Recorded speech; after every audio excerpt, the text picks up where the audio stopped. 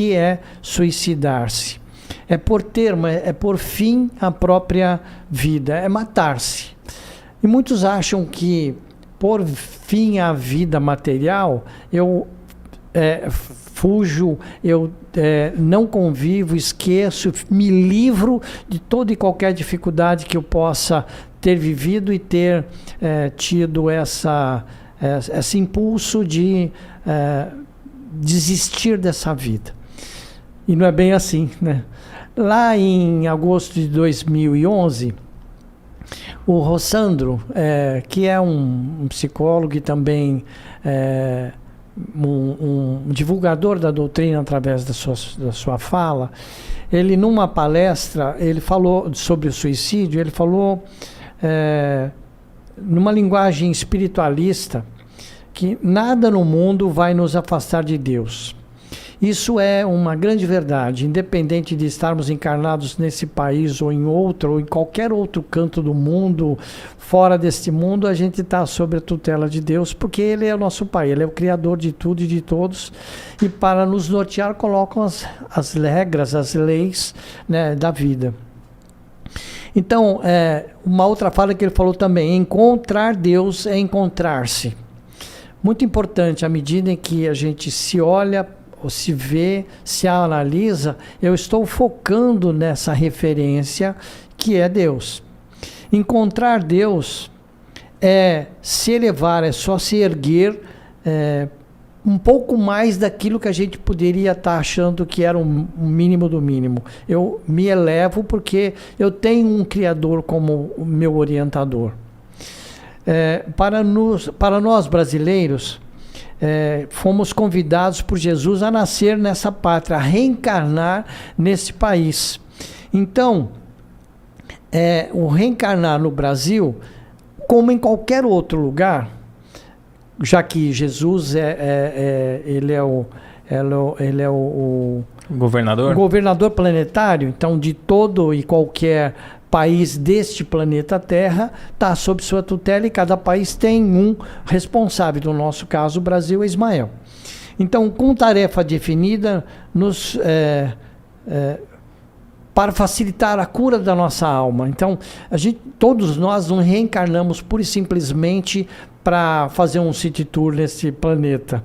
A gente vem com a missão definida. O nosso, talvez, maior problema é saber ou encontrar aquilo que eu tenho como meta objetivo de reforma íntima, de melhorar a minha condição de evolução nesse planeta. E essa é uma pergunta que a gente vê constantemente na página. Independente do tema que está sendo abordado, tem se repetido muito essa pergunta, assim, como eu sei qual é a minha missão? Como saber se eu estou no caminho certo da minha existência, dentro daquilo que eu programei? Pois é, mas no processo reencarnatório, tem equipes da espiritualidade que cuidam desse processo reencarnatório. E quando você, em espírito, se sente em condições de reencarnar, porque frequentamos tudo como um trabalho de aprendizado. Então, quando você é encaminhado, ou o seu espírito é encaminhado para essa equipe, eles vão perguntar, diante de toda a sua programação de vida, o que você pretende, quanto tempo você quer, qual a família que você precisa. Todos com detalhes a gente vai narrando e vão sendo anotados na nossa programação reencarnatória. E isso é seguido. A nossa mente é apagada, mas fica no nosso inconsciente. Quando a gente reencarna, né, nesse processo, por isso que às vezes a gente tem o que chamam-se de lapso de memória, passo numa determinada rua, vejo uma árvore, eu conheço essa árvore de algum lugar. Não sei se é dessa encarnação, mas é algo que a sua mente tem gravado e que alguma coisa tem como significado.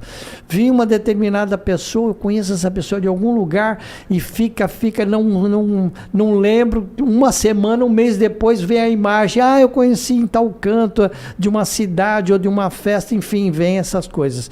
E no processo reencarnatório, tudo aquilo que a gente fez e que precisa rever isso nesta atual reencarnação, vai sendo colocado aos poucos e a gente vai tendo condições de rever aquilo que outrora a gente tinha feito ou imaginar dessa maneira. E leva uma pessoa ao ato do suicídio? Então, aí a gente vai raciocinando isso. Então, nós somos uma prova viva de tudo que a gente passa, que a doutrina ela é transformadora. Falando-se do Espiritismo, ela é transformadora por quê? Porque não é de uma forma mágica que a gente vai a cada instante mudando. É o estudo, a reflexão, a vivência, o trabalho que vai nos norteando a nossa conduta moral, a vigilância com relação a algumas coisas que para você pode ser boa, mas para mim não é. E como temos a nossa individualidade, é preciso que eu vá buscando esses caminhos, vou buscando orientação, busco ajuda, busco informação, para que eu possa me permitir, me dar o direito de evoluir de uma forma tranquila. Nós não vamos desistir do Brasil, porque a gente mora no Brasil e é preciso que eu me fortaleça nele, porque ele me deu essa oportunidade, porque foi a minha escolha. Por que eu estou no Brasil? Poderia estar na França, poderia estar em Portugal, poderia estar em Nova York, poderia estar em qualquer outro lugar. Mas se eu estou aqui é porque essa foi a minha opção por esse determinado período. Eu não sei se amanhã ou depois, daqui a um ano, eu vou continuar aqui, ou se eu ainda não estou, se eu ainda estou encarnado, já não estou mais.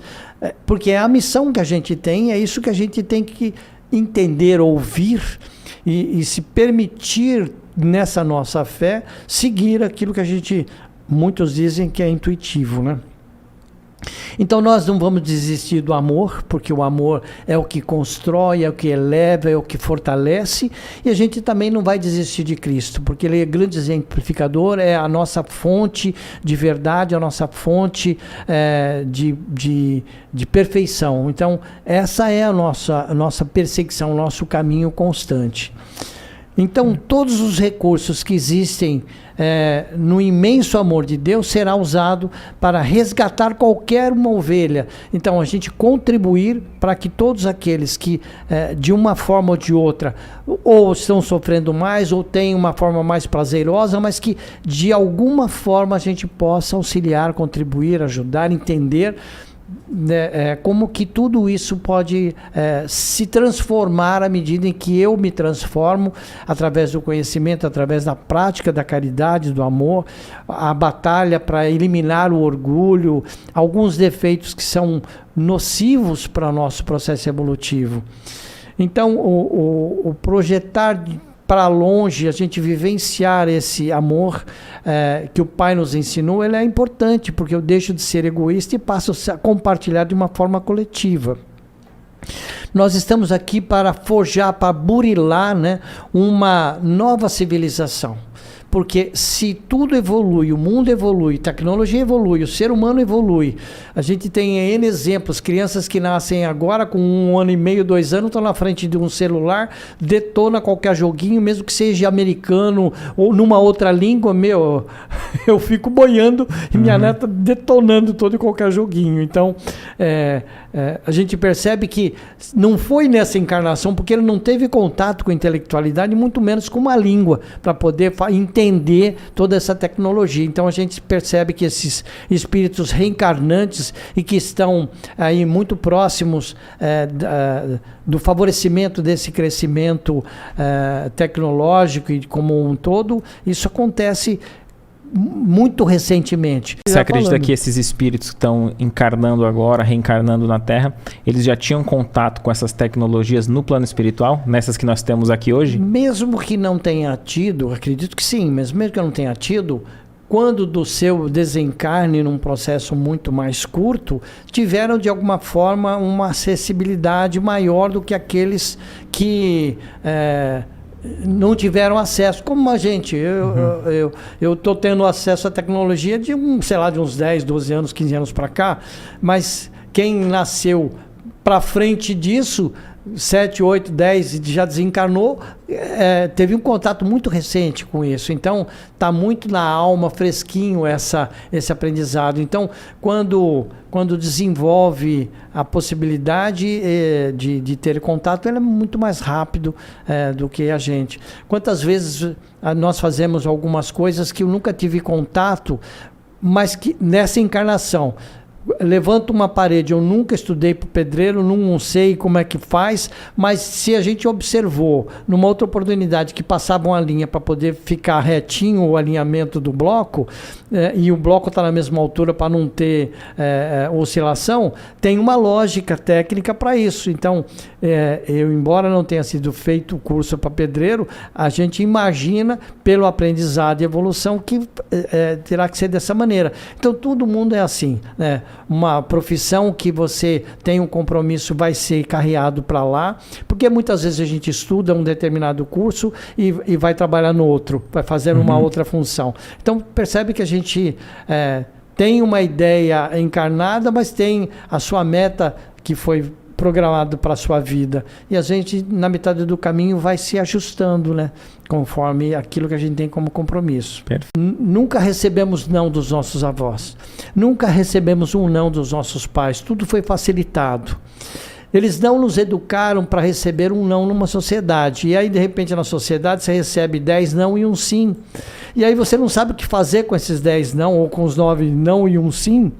E aí como é que administra isso, né? E aí a gente deprime, se acha o último dos últimos, que eu não sirvo para nada. Né?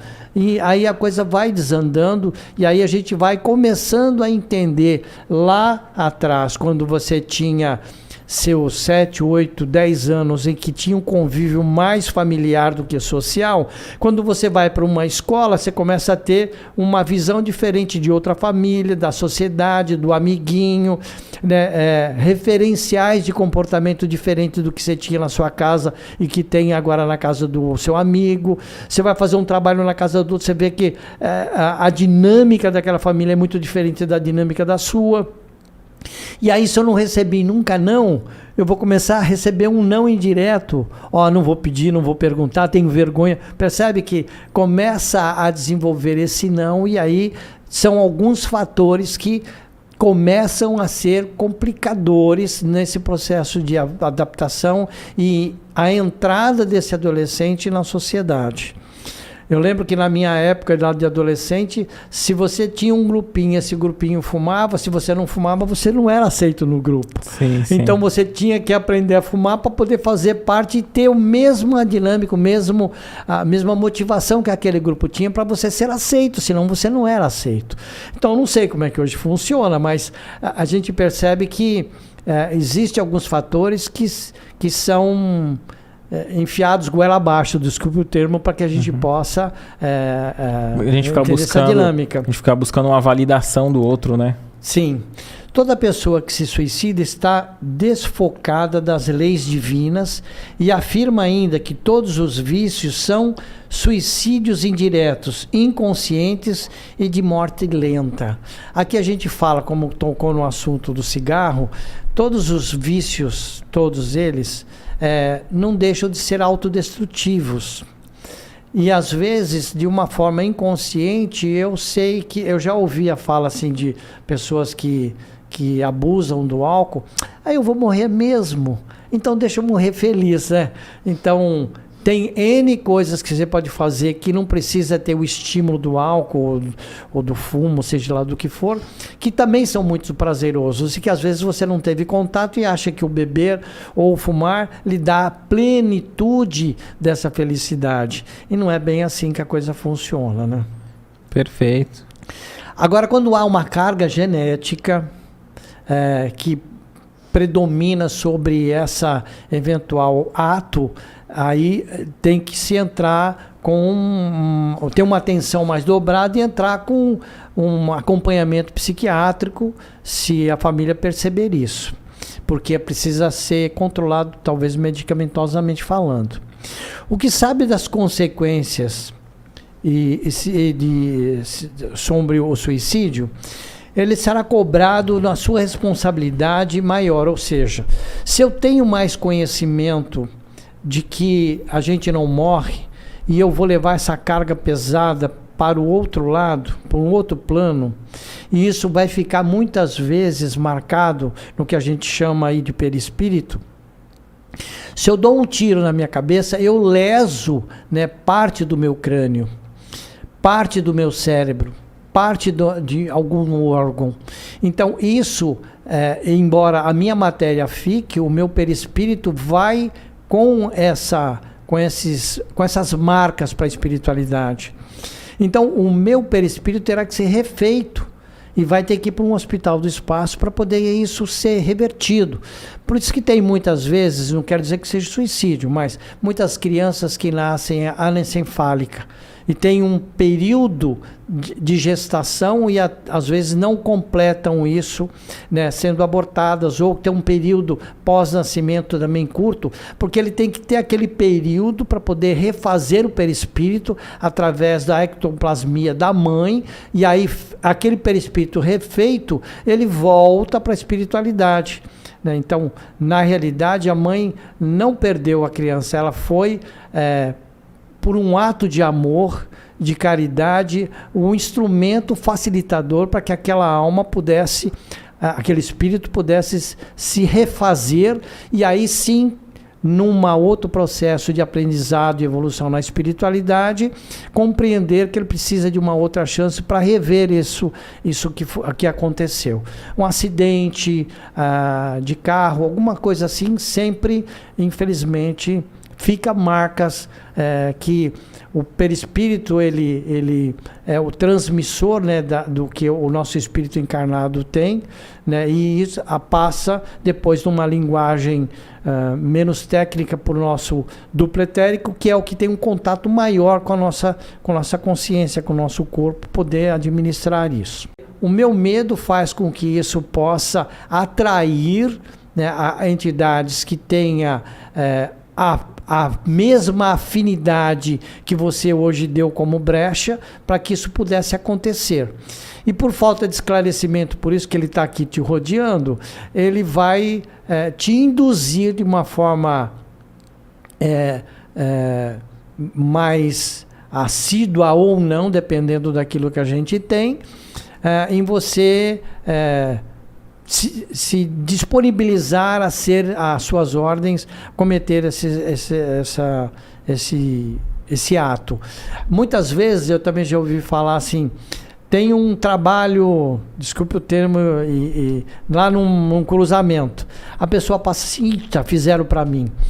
Se houver alguma entidade ali, ele está de boa, mas como houve aquele temor e aquela identificação da minha parte, o que eles vão lá? Vão acompanhar. Ele falou que foi para ele, então vamos lá, vamos acompanhar vamos ele. Se divertir ali, né? Então, percebe que aí eu abri uma brecha, não fui vigilante com relação a esse fato. Então eles aproveitam esse canal aberto, são as brechas que a gente vai deixando, muitas vezes até de forma inconsciente, né, pelo medo, pelo temor, e porque sabe dessas tendências da inclinação à autodestruição. Então eles percebem que você da brecha que está insatisfeito, que está desanimado, que está numa baixa estima, enfim, algumas coisas que fazem com que eles possam perceber que se eu começar a cutucar lentamente, esse cara, essa vai me atender. Porque ele está desencarnado, ele tem consciência disso. Então, quem puder levar para o lado dele, ele vai fazer isso. E esse espírito que tem por objetivo ali influenciar para que a pessoa cometa o suicídio. O que é o espírito que a gente denomina como obsessor? O que ele ganha com isso? Levar para ele ser o dominador de sua, porque você acaba sendo uma alma dominada por ele. Se encarnado você foi um alvo fácil, vai ser parte da minha falange, né? Então ele vai estar subjugado ali por ele. Exato. Por isso que a gente no estudo vai ver que até tem não só a subjugação, mas o vampirismo, né? Faz com que ele domine o seu pensamento como um todo, a sua energia é aspirada como um todo. Você fica sendo um robozinho dessa entidade. A gente estando encarnado, como que a gente pode se prevenir contra isso? Tudo que eu tenho como conhecimento, e eu sei tanto de conhecimento espiritual quanto de regras de conduta numa sociedade, se eu tenho uma tendência a fazer diferente disso, com certeza não me pertence. Eu estou no meio de amigos e fica assim, por que você não chuta a canela daquele cara? Ele está falando tanta coisa que aquele calha a boca. O chutar não é coisa minha, porque se eu estou naquele grupo, independente do outro estar falando coisa que me agrada ou me desagrada, eu não tenho o direito de chutar, porque se chutar eu vou estar sendo provocador. Então, eu sei que essa vontade que eu tenho de chutar não é minha. Então eu mudo de assunto, canto uma música, vou escutar alguma palestra, eu mudo o foco, a sintonia para que ele não se fale, então ele não fez o que eu quero, então vou para outro mais fraco. E aí te larga, porque vai tentar um outro, porque você foi resistente àquilo que ele queria que você fizesse e você não o fez. Né? Então, você se conhecer, estar atento a você é muito mais fácil, porque você sabe que aquilo não te pertence, não é teu, não é da sua vontade, não é da sua índole, não é da sua moral, não é daquilo que você tem como seu dia a dia. Então isso desfavorece a eles que estão tentando pegar uma brecha que todos nós temos, mas se eu for mais vigilante, talvez isso não me atinja. As pessoas que cometeram suicídio normalmente nascem com lesões no local onde teve o ato. Aquilo que a gente estava falando, né? Então, por exemplo, você está dirigindo e teve uma vontade maluca de se atirar no viaduto. Muito bem. Morreu. Mas nessa parte você, por exemplo, foi amputada a sua perna. Então, aquele espírito é socorrido pelos socorristas, levam para o hospital, mas no perispírito fica, entre aspas, faltando a perna. É como se você tivesse tido um acidente de trabalho e ter perdido a mão. Isso não é fator de hereditário, de genético. Você vai ter os filhos normal. Embora você não tenha a mão, não quer dizer que seus filhos também não terão a mão. Eu estava vendo aquele estudo do casal Kirlian, das fotos Kirlian. Sim. E é curioso que eles tiravam fotos, né, da aura e de objetos, né, de várias coisas, magnetizavam ali. E aí tinha uma planta que eles cortaram essa planta ao meio e tiraram a foto da energia. E aí a energia continuava o formato de onde tinha tirado. Que seria como se fosse assim, a sequência ali energeticamente, né? Sim, e levando para o ser humano, o que você está dizendo é que como se fosse ali o corpo espiritual, nossos olhos não captam, mas aí ele estaria ali ainda. Sim, porque você não perde isso, porque a energia, a matéria você fica sem, mas a energia você continua. É que encarnado a gente não tem, eu quero pegar sem a mão, com a mão direita alguma coisa, eu não consigo, mas a sua mente tem todo o domínio de como abrir o dedo, a mão, ele tem esse domínio, porque teve um dia e aquilo ficou gravado. Por que que o surdo é mudo? Porque ele não escuta, então não tem a capacidade de pronunciar o som que identifica as letras e a palavra e a letra.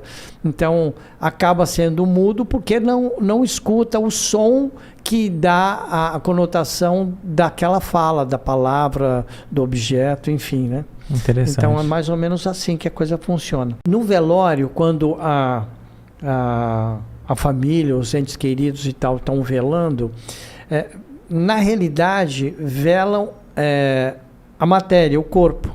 Porque aquele espírito, ao desencarnar, ele já é socorrido quase que de imediato. Porque nessa programação, mesmo que haja um acidente de percurso, a espiritualidade sabe muito mais antecipadamente do que a gente quando o fato vai acontecer, e eles já vêm, inclusive parentes que já estão na espiritualidade vêm buscar, vêm socorrer, e muitas vezes pela morte natural, minha mãe está aqui, o meu pai, meu avô, olha aqui, muitos têm essa fala, e isso, já sentindo isso. Isso acontece também no caso do suicídio, onde... Não. Porque ali não estava programado e ele antecipou, né? Sim. Mas ele não deixa de ser amparado, né? Mesmo aqueles chamados acidentes de percurso não diretos. Você está lá na sua casa, está um tiroteio lá no outro lado, uma bala perdida vai e te matou. Você vai ter que voltar para continuar cumprindo aquilo que você deixou de ser cumprido. Não tem uma corresponsabilidade direta pelo suicídio, mas por aquele que cometeu isso fica anotado e ele vai ter que te ajudar a resgatar isso, independente de nas outras encarnações nunca ter te visto. Mas o compromisso passa a ser, e você pode estar no outro mundo, no outro país, mas aquela alma vai não te perseguir, vai ter esse compromisso de resgatar juntos aquilo que foi por você provocado, mesmo que foi sem querer. Você tirou a minha possibilidade de evoluir e de resgatar. Então você é corresponsável para comigo nesse processo de evolução. E ao mesmo tempo, mesmo que seja indireto, aquela pessoa que causou a morte, ele também tem que ser um agente facilitador desse resgate e o resgate dele por ter provocado isso. Quando a pessoa diz assim, era para mim ter ido no lugar dele, antes eu do que ele tivesse ido. E você estava comentando um pouco antes que é até natural que cada um de nós também tenha, em algum momento da vida, um pensamento de morte, de desejo de que se encerre. E até que ponto compreender se isso passa do natural?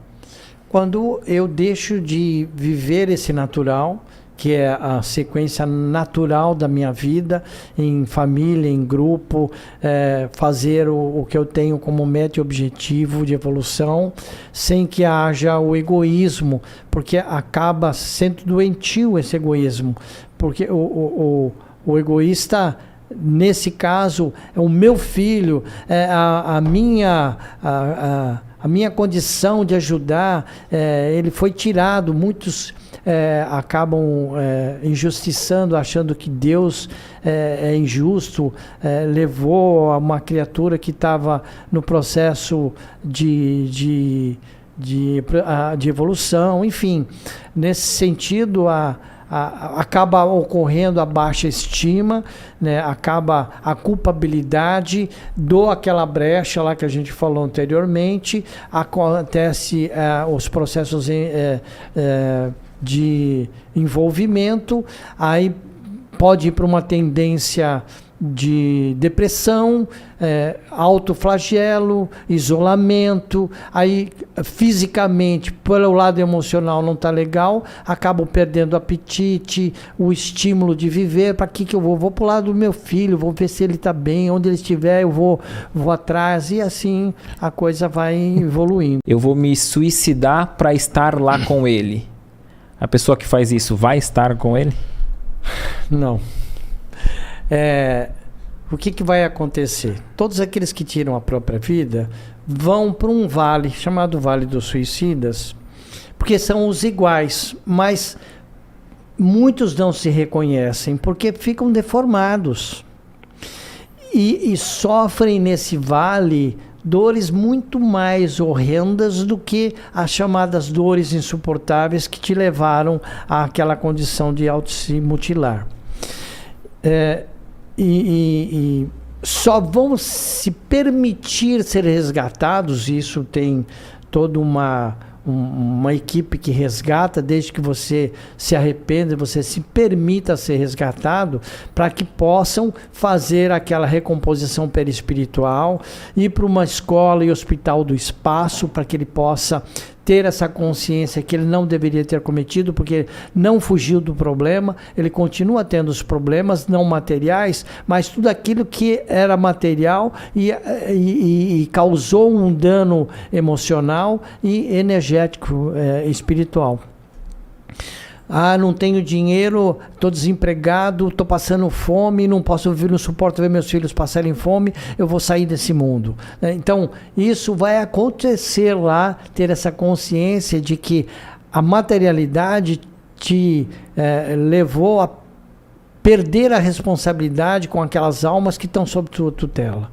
Né? Outros caminhos deveriam existir e existem para que não tivesse essa possibilidade de fuga, achando que saindo desse mundo todos os meus problemas vão acabar. Então, ao invés de solucionar, a pessoa complica em muito mais. Ainda. É como em outro estudo, eu bebo para esquecer um problema que eu não estou conseguindo emocionalmente administrar.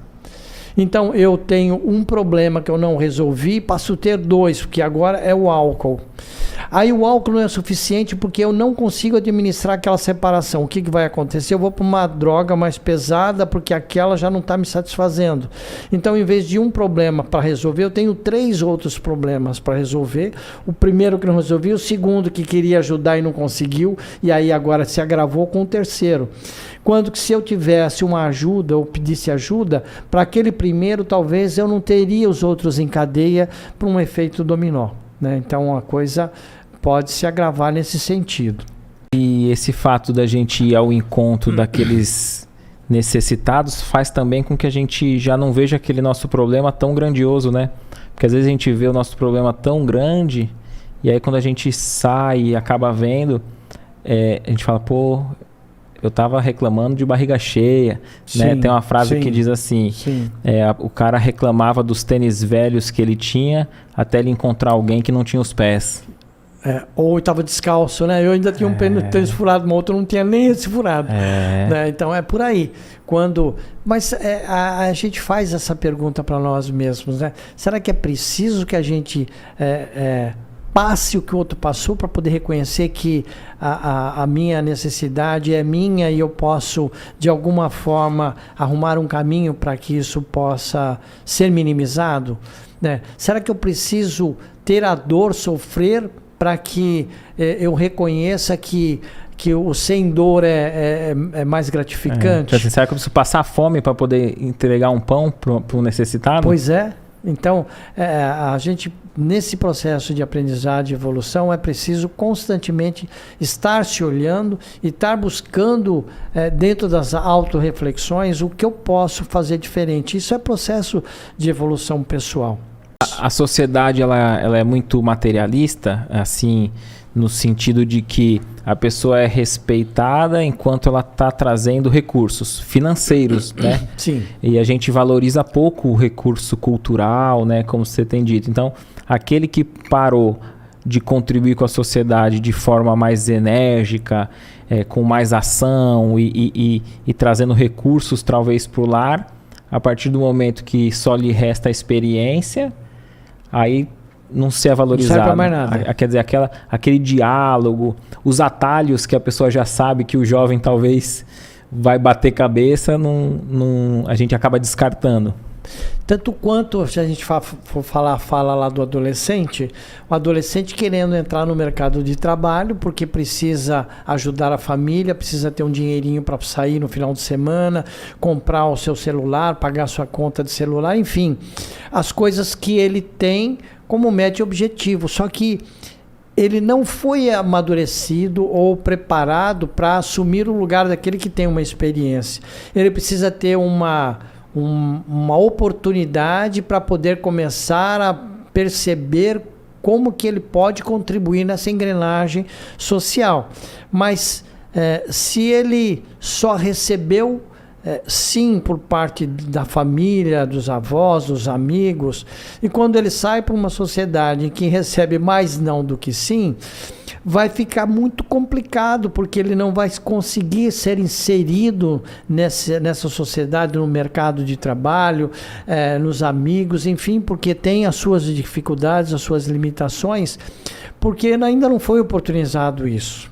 Então, os extremos são ruins e os extremos, as estatísticas dizem que estão sendo até 2017, as estatísticas infelizmente estão aumentando, tanto da parte do jovem quanto do idoso, esses extremos, um querendo entrar e o outro não querendo sair, vão pondo fim à vida porque não tem compreensão por parte daqueles que estão no mercado produtivo.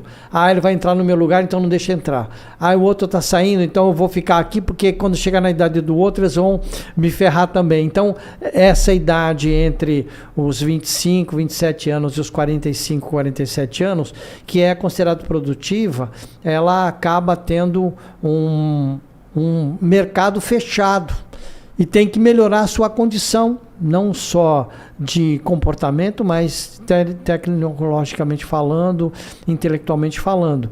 Esses que ainda não estão nessa idade e não recebem oportunidade, vão baixando a estima. E aqueles que passaram dessa idade já começam a ser descartados, porque não produz tanto quanto, não interessando a intelectualidade, a experiência, o conhecimento, e sim a produtividade, que depende de uma agilidade maior, de repente, física. E pela limitação de idade, essa agilidade vai diminuir. E na medida em que eu deixo de viver o presente para viver o futuro, eu tiro de mim a oportunidade que a cada segundo eu possa melhorar, me preparando para esse futuro.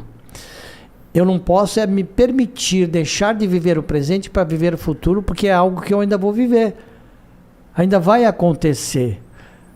Do tipo assim, por exemplo, hoje é quarta-feira. Se eu vou fazer uma viagem no sábado, e eu começo agora a pensar, putz, eu preciso cortar o cabelo, com que mala eu vou, que roupa que eu vou colocar, e se ela tiver frio? Tu percebe que eu deixo de viver esses minutos em que eu estou tendo a oportunidade de fazer algo produtivo para viver algo que ainda vai acontecer lá no sábado. Eu tiro de mim essa oportunidade. E quando isso se estende para o ano que vem, para daqui 5 anos eu vou aposentar, e o que eu vou fazer? Cara, você deixou de viver 5 anos, deixou de viver 4 anos, deixou de viver um monte de coisa, porque eu tirei de mim essa expectativa que ainda vai acontecer em detrimento de algo que eu poderia estar me preparando, me fortalecendo, me reeducando para aquilo que, quando acontecer, eu tenho uma outra possibilidade, que não precisa ser necessariamente para ganhar dinheiro, como tu falou, né? Fazer uma caridade, fazer uma visita a alguém que está precisando, e trabalhar num outro local em que é mais carente, como os Médicos Sem Fronteira, não é? Quantos vão trabalhar 1 ano, 2 anos lá para poder contribuir com o bem-estar daqueles que não têm nenhuma possibilidade. Muitos vão ainda tirar férias ou alguma forma de remuneração, ou então são muitos que já aposentaram e vão contribuir com aquilo que já tem experiências anteriores para minimizar sofrimento. Acho que é por aí. Perfeito. É preciso realmente que a gente tenha essa qualidade de se programar, porque senão vai esperar a morte chegar. Não tenho o que fazer, vou esperar Deus me chamar.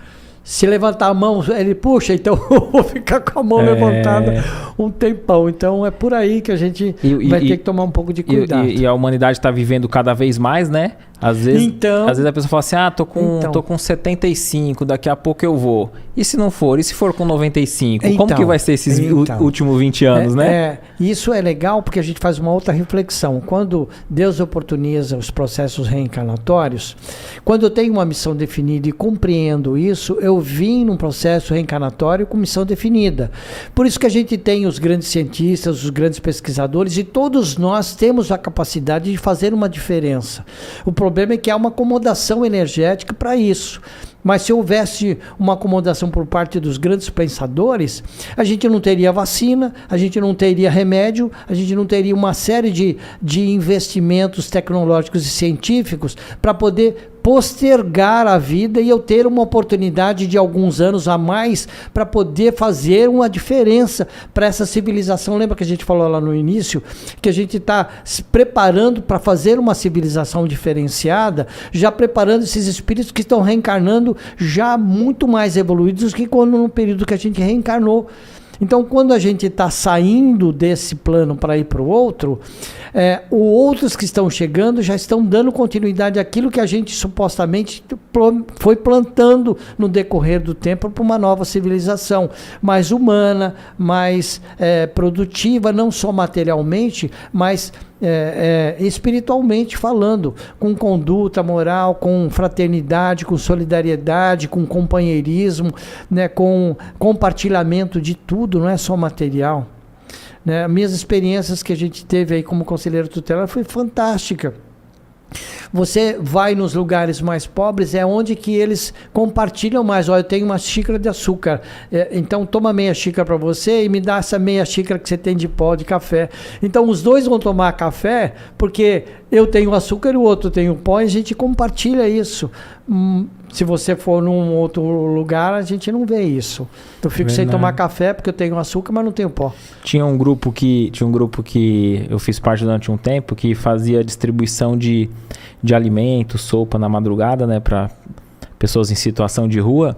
E quando iriam se reunir para bater de porta em porta pedindo doação de alimento, a equipe ali sempre escolhia o bairro pobre para pedir. Sim. Porque se fosse pro bairro ali da primeira zona... Não tem, eu não fui me fazer arrecada menos. Olha que curioso, arrecada-se mais na periferia. Exatamente isso. Talvez ele vai de encontro com aquilo que você estava dizendo antes, né? Aquele que passou já pela dor, compreende melhor, né? A dor do próximo, semelhante àquela que ele já...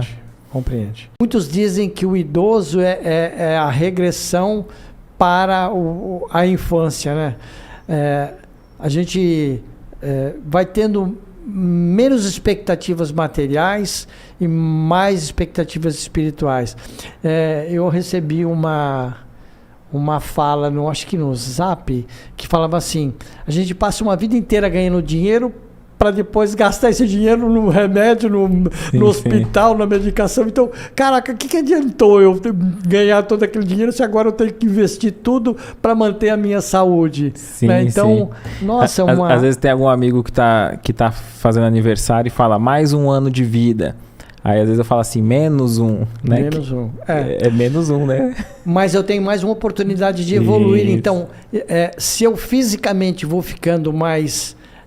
com menos tempo, emocionalmente, comportamentalmente, intelectualmente, espiritualmente, eu vou estar no sentido contrário, né? Uma curva de Gauss. Eu vou estar um descendo e outro subindo, né? Então vai estar nesse gráfico aí. Então eu preciso aproveitar que se o meu tempo ele está declinando fisicamente, o meu tempo está diminuindo com relação à possibilidade que eu tenho de evoluir, eu tenho que aproveitar isso para o meu crescimento intelectual, social, afetivo, amoroso, enfim, né? Que é para poder fazer essa curva ter a mesma curvatura, né? Só que no sentido contrário. Então, sempre que nos preparamos para viver no bem, fazendo amigos, trabalhar, estudar, iluminar a mente, ouvir uma música saudável, tocar música, porque eu vou ser criativo, né? Cantar, falar uma outra língua, você se interessar pela cultura do outro, entender a minha, mas tentar entender a do outro, fazemos o nosso melhor na área que a gente optou, né? Não importa o que eu me sinta feliz, a sociedade precisa de todo mundo. O que seríamos de nós se não fossem os coletores? Estaríamos no meio de uma doença, no meio dos ratos, no meio de tudo quanto era coisa que ia desfavorecer a nossa evolução, porque doenças 1000 iam aparecer. Então todo mundo é muito valorizado, é muito necessário para que a sociedade possa continuar vivendo de uma maneira mais saudável possível. Haja essa compreensão, haja essa ajuda mútua e que todo mundo faça o seu melhor dentro daquilo que tem hoje como proposta. Não quero dizer que você vai ser a vida inteira aquela profissão, mas aquilo que você se propôs a fazer agora é o mais importante da sua vida, porque está acontecendo agora. O sair de casa em companhia de seguro, ou seja, minha mãe vai, meu pai vai, minha avó vai. Então tem essa fase da segurança, mas ao mesmo tempo que é alçar um voo maior sem que tenha essa dependência de que alguém vá comigo. Tipo assim, me leva até a porta da festa, mas depois me deixa lá. Isso, mas vem me buscar. Então, mas nessa festa, eu vou receber muitas informações que vão de encontro àquilo que eu recebi e outras tantas não. Então eu começo a receber um não, mas quando eu não intelectualizo isso ainda, é natural. Não dá.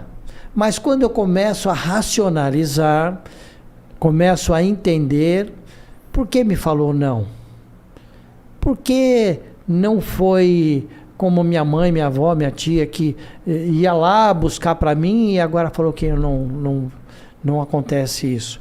Quando as coisas começam a ficar mais pesadas e eu não tenho maturidade para isso, começa a desarmonizar emocionalmente, porque ninguém me falou que era isso. É como você chegar para uma criança de 2 anos que não intelectualiza e fala, olha, não põe o dedo na tomada que tu vai levar choque e o choque vai fazer com que você fique tremendo. Ele não sabe o que é choque, não sabe o que é tomada, não sabe o que é tremer. Você não falou numa linguagem que ela possa compreender que ali é um risco. Porque ela não intelectualizou, porque ainda não teve essas experiências. Aí quando tem 7, 8 anos, colocou lá e levou um choque, isso aí é um choque. Mas demandou um tempo de aprendizado para intelectualizar que choque é quando eu uno os 2 fiozinhos lá e aí o choque me dá uma tremedeira. Então aquelas frustrações da primeira e segunda infância ali, aquelas que não lesam de modo profundo, vamos dizer assim, são benéficas até certo ponto. Estão criando uma estrutura ali para as decepções que podem vir lá na frente. A gente aprende a andar quando vê que o pai, ou a mãe, ou a avó põe um pé na frente do outro. Então aprende a andar por osmose. Né? Aprende a falar porque escuta, porque papai e mamãe, porque olha, o papai, vem aqui no papai e a mamãe, ele entende que papai e mamãe é aquelas figuras. Mas quando é bebê, ele não entende quem é homem e quem é mulher. Né? Ele não sabe quem é pai e quem é mãe. Para ele é tudo igual. A diferença é que um dá de mamar e o outro não dá. Sim. Então não intelectualiza isso, né? E a mesma coisa, o aprendizado é feito gradualmente conforme a gente vai dando exemplo. Porque nessa questão de suicídio tem tido bastante caso de alguns casos, né? A gente vê de jovens que na primeira decepção amorosa, né? Sim. Se sentem rejeitados ali. E a pressão emocional é muito grande, pela frustração do não, porque sempre teve o sim, agora falou não, e aí como é que eu vou fazer com isso? Então emocionalmente fica insuportável. Memórias de um Suicida, o escritor ali principal, ele relata um suicídio que ele comete porque ele não aceitou que ele ficou cego, né? Então ele fica, acho que é Camilo o espírito, né? Sim. Ele fica cego e ele não aceita ali pela sociedade que ele na velhice ele ficou cego e ele se suicida.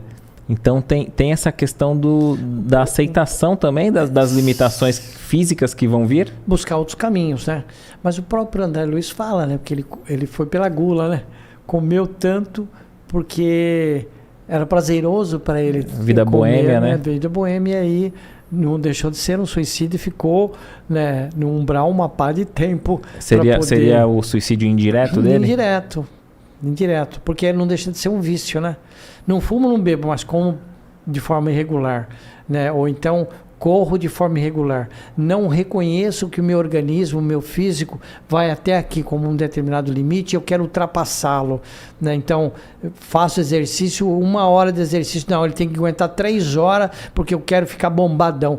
O músculo vai perecer, o osso não vai resistir, a cartilagem não vai resistir, porque eu acabo num processo egoístico, egocêntrico, querendo que ele ultrapasse o próprio limite. Eu mentalmente não reconheço isso. Não deixa de ser algo que você acelera sua falência orgânica. Queria saber a relação do suicídio e a perda do sentido da vida. O suicídio é aquele que a dor foi tão forte que ele não aguenta mais a pressão. E o sentido da vida é quando eu estou desestimulado a fazer determinada coisa, e não quer dizer com isso que eu vou me suicidar. Eu posso estar frustrado profissionalmente, mas posso estar realizado afetivamente. Perfeito. Posso estar realizado profissional, afetivo, estou frustrado socialmente. Então, sempre vai existir uma balança a ser equilibrada com pontos positivos e negativos. Não existe uma pessoa totalmente perfeita, não existe uma pessoa totalmente boa, não existe uma pessoa totalmente ruim. Tem que ocorrer esses equilíbrios, e quando a gente fala de uma curva de Gauss, quando eu me afasto dessa linha mediana, tanto para mais quanto para menos, eu fujo mais desse meu nível normal. As dores vão ser maiores. Tanto sofre, por exemplo, um que tem um cretinismo, como aquele que é superdotado. São extremos que têm que ser tratados com as suas respectivas ações. Os dois deixaram de ser normais e têm que ser tratados, entre aspas, como pessoas, entre aspas, anormais. Eles vão ter que ser encaminhados e tratados para um aumentar a sua intelectualidade e o outro diminuir a sua não intelectualidade, é uma capacidade de raciocínio, para que dentro de uma determinada idade tenha um QI, tanto para aquele que tem supostamente medida menor e o que tem a maior. Então, nesse equilíbrio, que a gente precisa buscar esse ponto comum. Então, quando eu me desestimulo para alguma coisa, eu tenho que saber qual é a causa para buscar o estímulo em uma outra substitutiva. Você quer ver uma pessoa mega, super e rica, não tem falta de nada. Não nada, tudo que eu quero eu tenho, eu compro, eu penso, eu tenho. Mas se eu tenho que ir num cinema, se eu sou famoso, eu tenho que levar 900 seguranças. Se eu vou num shopping, 1000 seguranças. Não posso falar com ninguém, não posso ver ninguém, não posso interagir com ninguém. Então eu acabo perdendo a minha liberdade em detrimento do dinheiro que compra tudo, e supostamente não comprou minha liberdade de andar sozinho, de conversar, de dar abraço, receber um abraço e dar um abraço com pessoas comuns. Você passa a ser exceção. Então, tudo tem uma causa e um efeito, tudo tem uma razão de ser, e eu preciso equilibrar isso de uma maneira emocionalmente, não sei se eu poderia dizer correta, mas de uma maneira em que eu tenha preservado e preserve do outro a liberdade de ir e vir, a liberdade de falar, de sentir, de agir, de ajudar, de contribuir de alguma maneira. Perfeito. Um suicida, quando vive a vida inteira sem tirar a própria vida, esse ciclo se acaba? Luiz Carlos pergunta. Acho que aqui... Se é genético, por exemplo, a gente vem com carga disso emocionalmente, eu continuo emocionalmente com frustrações, um monte de coisas. Quando Deus oportuniza num processo reencarnatório e a gente vem com uma missão definida, mesmo que eu tenha constantemente lampejos de me matar, eu tenho outros estímulos de contribuir para que eu continue existindo e tenha amor ao próximo como eu tenho amor a mim. Então, como você disse no início, fazer um trabalho de caridade, buscar uma religiosidade, ser cristão de alguma forma, vivenciar, estudar as leis naturais e por que as coisas acontecem com os outros e podem acontecer comigo. Aconteceu comigo e não aconteceu com o outro. Por que no início eu falei, nós estamos aqui agora nesse instante e não poderíamos estar na França, passeando no Louvre? Por que eu estou na Praia Grande e não estou em São Paulo? Por que eu estou nesse bairro e não no outro? Porque eu tenho uma família que tenho? Porque tenho os amigos do trabalho? Porque vivencio os outros vivenciam aquilo que cada um tem na sua individualidade. Então, acredito que, mesmo que todos nós tenhamos pontos muito positivos, tenhamos outros pontos também que devem ser trabalhados, não tão positivos. À medida em que eu me permito continuar com essas tendências autodestrutivas, eu continuo alimentando a minha dor, e que eu não tenho mais essa dor. Ela é pretérita, ela é de lá de outra encarnação, e que eu devo buscar caminhos outros que minimizem isso. Porque O grande sacada de Deus é oportunizar que você reencarne sem ter essa memória. Porque senão, cara, era muito fácil de eu me libertar disso. Mas em contrapartida eu poderia adquirir outros defeitos, outras falhas, se eu não tivesse essa consciência que eu preciso evoluir e buscar dentro desse autoconhecimento a minha melhora, buscar meus pontos positivos, as coisas boas que eu tenho e compartilhar com as coisas boas que o outro tem. E aí a gente vai se somando e vai se ajudando. Eu deixo de ficar alimentando essa dor. Deixo de alimentar as minhas incapacidades, as minhas impotencialidades para fortalecer aquilo que eu tenho de bom e melhorar no processo de evolução, já que ninguém regride. Perfeito. No caso, né, foi na adolescência e na velhice. Mas quando as crianças começam a cometer este ato, é tendência de outras vidas que não cessou? Pode ser, mas lembra que eu falei no início da influência da mídia? Lembra que teve lá a baleia azul? Há pouco tempo tem pessoas que mal intencionadas por algum motivo, autoinsatisfeitas por algum motivo, buscam caminhos outros de tornarem felizes também outras pessoas, porque se compraz com a infelicidade do próximo. Então criam situações em que ilusoriamente, por não terem maturidade, essas crianças, esses adolescentes ou pré-adolescentes, acham que correr determinados riscos, isso pode ser um sinônimo de felicidade. Então aí a família tem que acompanhar e verificar quais são esses fatores que podem, de alguma forma, na imaturidade daquele ser, podem influenciar em eu me mutilar, eu me cortar, para vivenciar a experiência da dor física, né? Não a dor emocional. Mas por que eu experiencio a dor física? Porque talvez a dor emocional ela está presente de alguma forma, não quero dizer que foi adquirido ou que veio de outras encarnações, mas existe alguns desconfortos que devem ser, numa linguagem acessível, trabalhadas isso. Daí as próprias profissões terem lá o pediatra para algumas coisas físicas, né, o ebiatra para algumas coisas, né, de uma transição entre uma idade e outra e os seus componentes que podem desarmonizar, tipo fatores hormonais, isso pode ter uma influência, né, ou os fatores sociais ou psicossociais, tudo há uma razão que se interligam e que é preciso os educadores, os pais presenciarem isso. Fatores externos como separação, a perda de entes queridos, não só pela morte, mas por mudança, mudou de país, perdi contato, não sei onde estão. Tudo isso pode causar algum desconforto emocional. Isso pode perdurar se não houver um acompanhamento mais adequado por parte dos responsáveis.